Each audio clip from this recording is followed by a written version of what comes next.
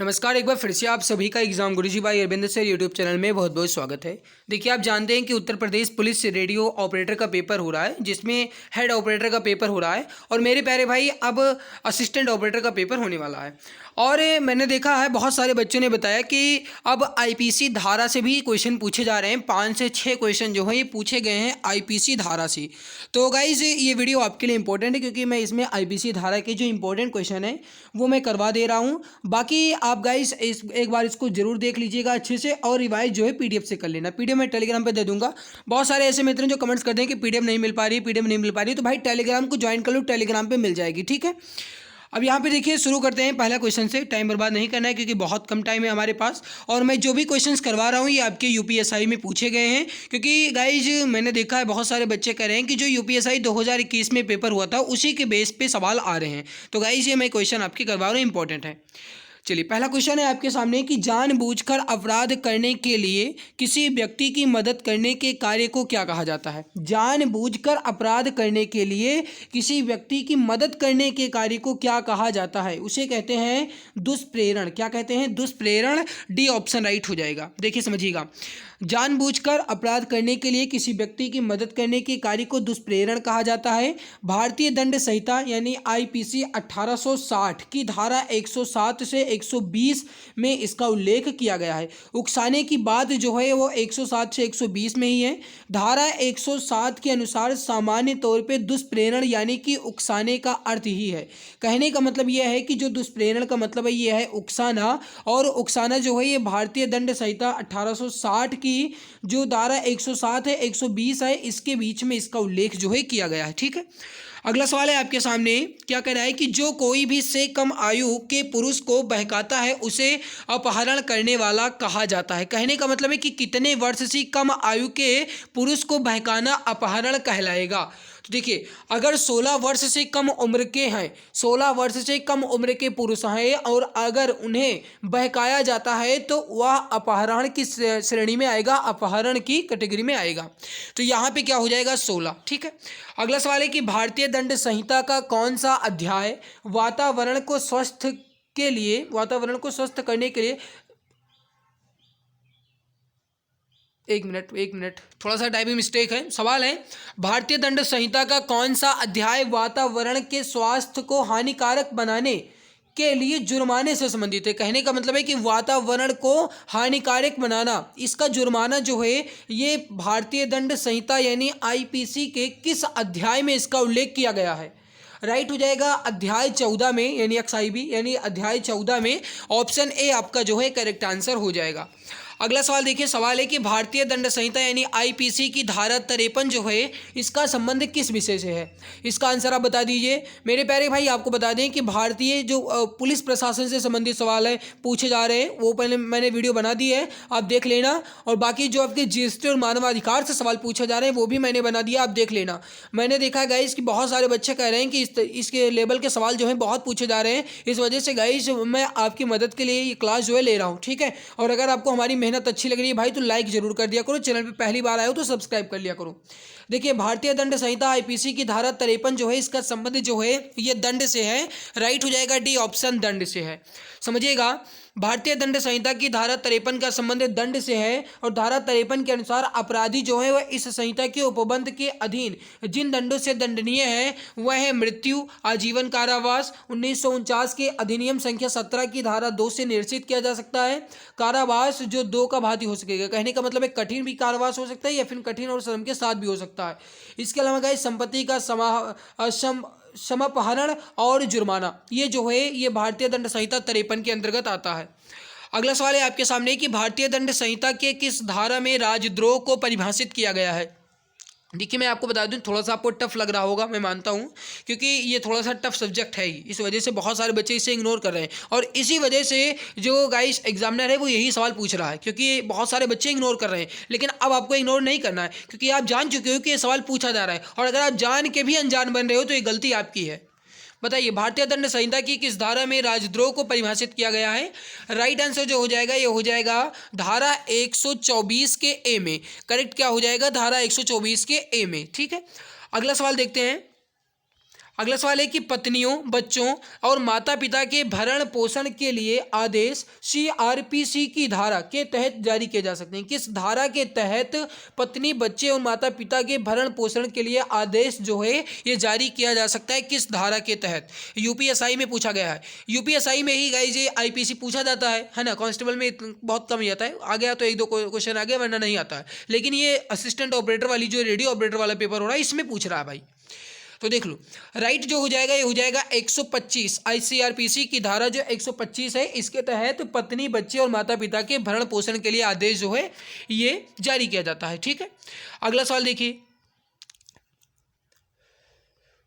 अगला सवाल है कि डकैती करना कहा जाता है जब भारतीय दंड संहिता के अंतर्गत लूट संयुक्त रूप से के व्यक्तियों द्वारा की जाती है। कहने का मतलब है कि कितने व्यक्तियों से ज़्यादा व्यक्ति अगर डकैती करते हैं तो उसे लूट कहा जाएगा। यानी एक तरीके से कहते हैं ना कि भाई उनके वहाँ आए, लूट ले गए। तो लूट शब्द जो है कब यूज किया जाएगा? कितने लोग से ज़्यादा होंगे, समझिएगा।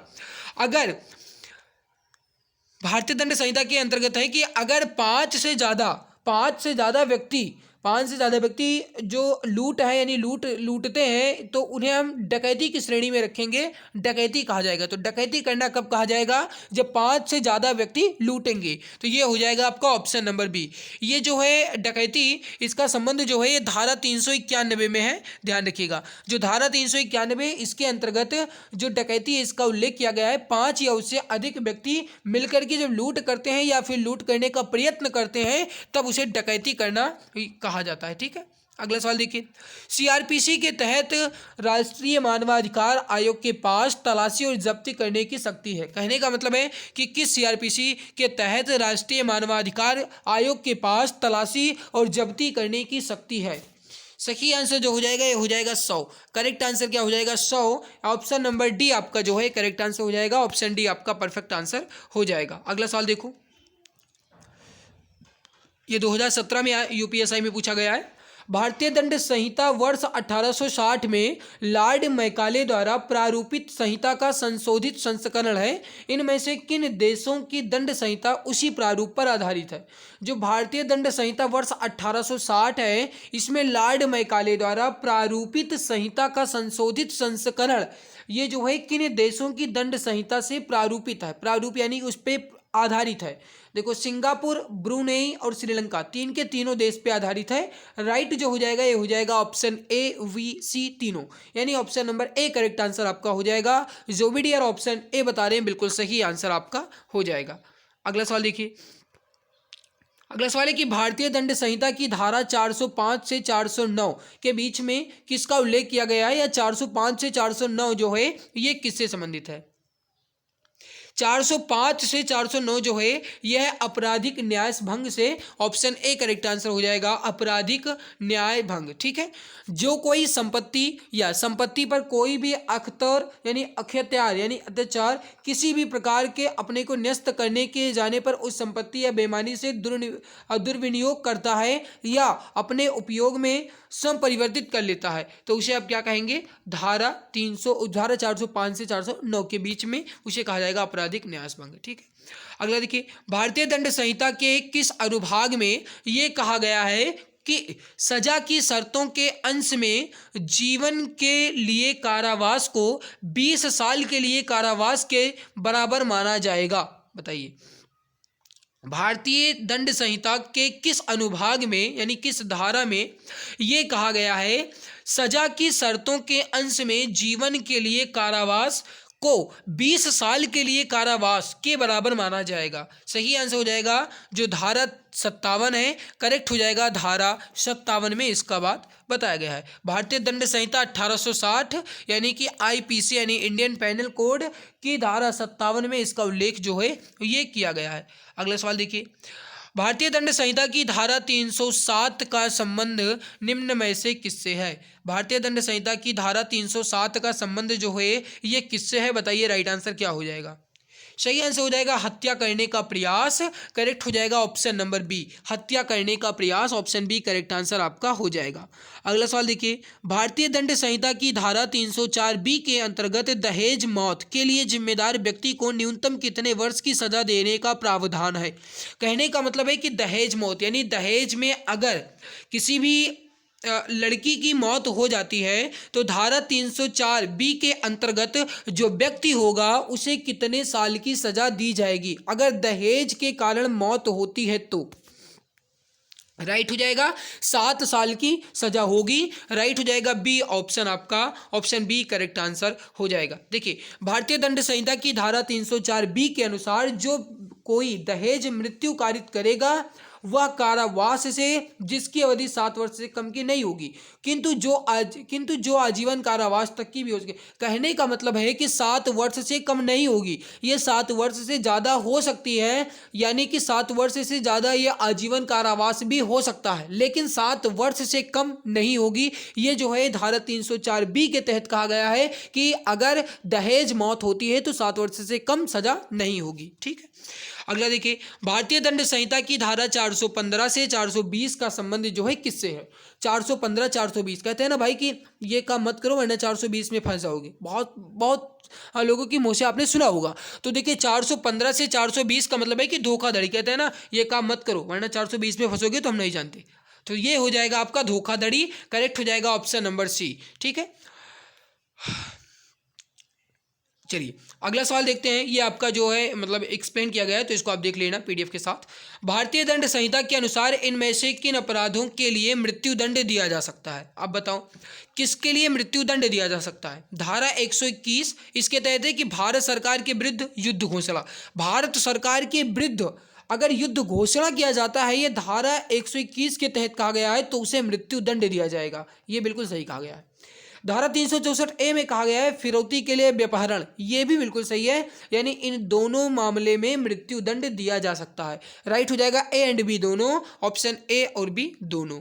अगला सवाल देखो, भारतीय दंड संहिता की धारा 375 और 376 ये जो है ये किस विषय से संबंधित है। बताइए राइट आंसर क्या हो जाएगा। भारतीय दंड संहिता की धारा 375 और 376 जो है किस विषय से संबंधित है। यूपीएसआई 2017 में पूछा गया है। सही आंसर हो जाएगा बलात्कार सहित दूसरे यौन अपराध से, करेक्ट हो जाएगा बी ऑप्शन। धारा 375 और 376 जो है बलात्कार सहित दूसरे यौन अपराध से है, ऑप्शन बी करेक्ट आंसर आपका हो जाएगा। आगे बढ़ते हैं, अगला सवाल है आपके सामने।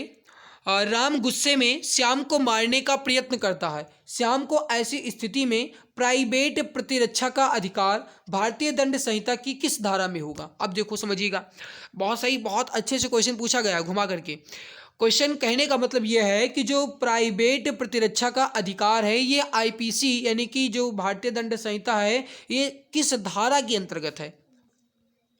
सही हो जाएगा धारा 97 के अंतर्गत है, करेक्ट हो जाएगा धारा 97, ऑप्शन नंबर ए आपका जो है करेक्ट आंसर हो जाएगा। धारा 97 में जो है ये कहा गया है यानी कि शरीर तथा संपत्ति की प्राइवेट प्रतिरक्षा का अधिकार जो है ये कौन देता है, तो धारा 97। धारा 96 जो है ये प्राइवेट प्रतिरक्षा में की गई बातों का उल्लेख करता है। धारा 98 जो है सॉरी ऐसे व्यक्ति के कार्य के विरुद्ध प्राइवेट प्रतिरक्षा का अधिकार जो विकृत आदि हो, ये जो है धारा 98 में कहा गया है। धारा 100 में कहा गया है कि शरीर की प्राइवेट प्रतिरक्षा के अधिकार का विस्तार मृत्यु कारित करने पर कब होता है, ये धारा 100 में बताया गया है। अगला सवाल देखिए, महिला की लज्जा भंग करना ये संबंधित हमला दंडनीय है। कहने का मतलब है कि महिला की लज्जा भंग करना या फिर स्त्री लज्जा भंग ये जो है किससे है, ये भारतीय दंड संहिता से है। राइट क्या हो जाएगा आपका, भारतीय दंड संहिता 354 में इसका उल्लेख किया गया है स्त्री लज्जा भंग के बारे में। ठीक है, और इसके अंतर्गत यानी कि जो धारा 354 है अगर ये किसी के ऊपर लगती है तो धारा 354 का मतलब है कि स्त्री का लज्जा भंग करने का, यानी कि एक तरीके से कहा जाए तो छेड़खानी, और इसके अंतर्गत कम से कम 1 वर्ष से कम यानी 1 वर्ष से कम, इसके अंतर्गत 1 वर्ष से 5 वर्ष तक की सजा हो सकती है, साथ में जुर्माना दंडनीय भी होगा। ठीक है, तो ये 1 से 5 वर्ष तक का इसमें सजा भी हो सकती है, कारावास भी हो सकता है, जेल भी हो सकती है। अगला है कि निम्न में से किसका संबंध आत्मरक्षा के अधिकार से है। राइट हो जाएगा जयदेव बनाम स्टेट का, ऑप्शन नंबर ए करेक्ट हो जाएगा, जयदेव बनाम स्टेट का, ऑप्शन ए परफेक्ट आंसर आपका हो जाएगा। ठीक है, यहाँ पे देखिए जयदेव बनाम स्टेट 1962 के बाद का संबंध जो है यह आत्मरक्षा यानी प्राइवेट डिफेंस के अधिकार से है। भारतीय दंड संहिता की धारा 96 से 106 के बीच, मैंने ऊपर पूरा उल्लेख कर दिया है कि 96, 97, 98, 100 में क्या है, मैंने बता दिया, तक प्राइवेट प्रतिरक्षा के अधिकार का संबंध जो है ये किया गया है। ठीक है, अगले सवाल देखिए, भारतीय दंड संहिता की धारा में दंगा परिभाषित किया गया, यानी कि जो दंगा है ये भारतीय दंड संहिता की किस धारा में कहा गया है कि दंगा हो रहा है, ये बताइए। इंपॉर्टेंट सवाल है, मुझे पता है भाई थोड़ा सा आपको ये अजीब सा सवाल लग रहा होगा या थोड़ा सा आपको टफ लग रहा होगा, लेकिन फिर भी आपको पढ़ना पड़ेगा, सिलेक्शन लेना है तो पढ़ना पड़ेगा क्योंकि ये सवाल पूछे जा रहे हैं। राइट हो जाएगा यहाँ पे आपका